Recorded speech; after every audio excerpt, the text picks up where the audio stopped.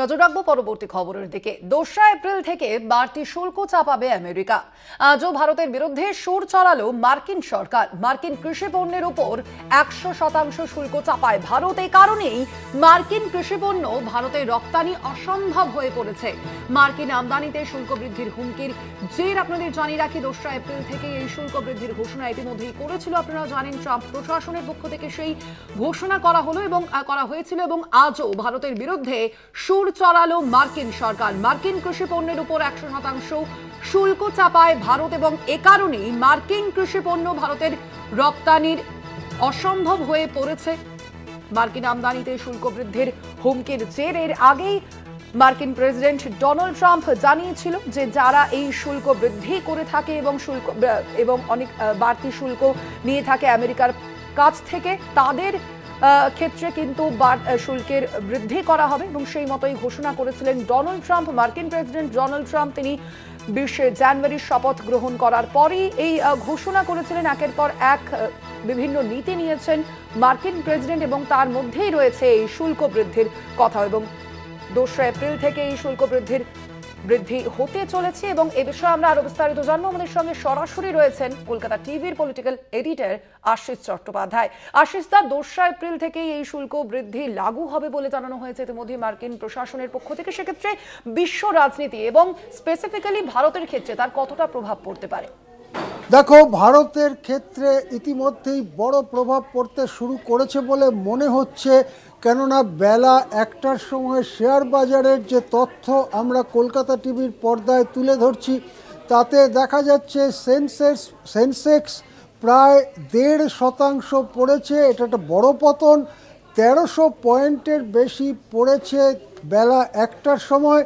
এখন যখন আমি এখানে দাঁড়িয়েছি তার একটু আগে আমি দেখছিলাম শেয়ার বাজারের পরিস্থিতি, তাতে দেখা যাচ্ছে 1300 পয়েন্ট ছাপিয়ে 1400-র দিকে চলতে শুরু করেছে সেন্সেক্সের পতন। একই হারে পড়ছে নিফটি 50। অর্থাৎ বলা যেতে পারে ভারতের শেয়ার বাজারে কিন্তু ভীতির কম্পন শুরু হয়েছে।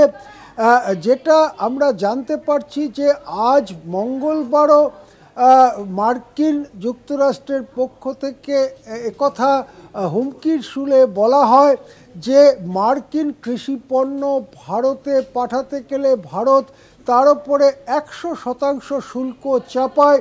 সেই জন্য ভারতে রপ্তানি করা প্রকৃতপক্ষে অসম্ভব।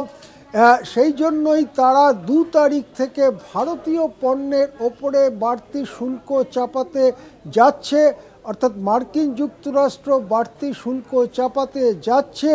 এর ফলে ভারতের থেকে যে সমস্ত জিনিস মার্কিন যুক্তরাষ্ট্রে রপ্তানি হয় সেই সব জিনিসের দাম অনেক বেড়ে যাবে। সেই জন্য মার্কিন জনতা বাড়তি দাম দিয়ে সেই সব জিনিস কিনতে আগ্রহী নাও হতে পারেন।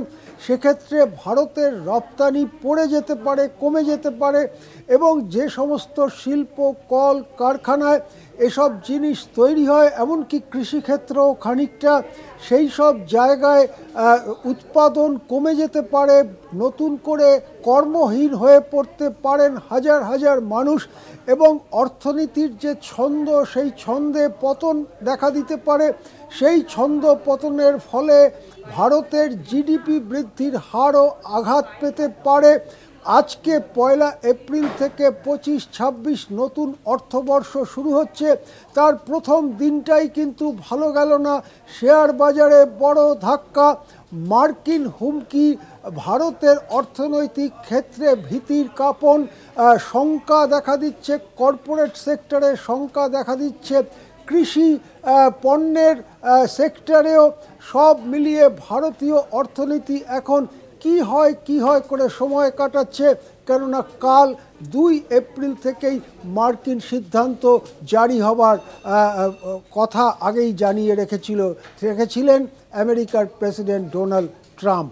হ্যাঁ, ধন্যবাদ আপনাকে আশিস দা। আমরা কথা বলছিলাম, আমাদের সঙ্গে সরাসরি নিউজ রুম থেকে ছিলেন কলকাতা টিভির পলিটিক্যাল এডিটর আশিস চট্টোপাধ্যায়।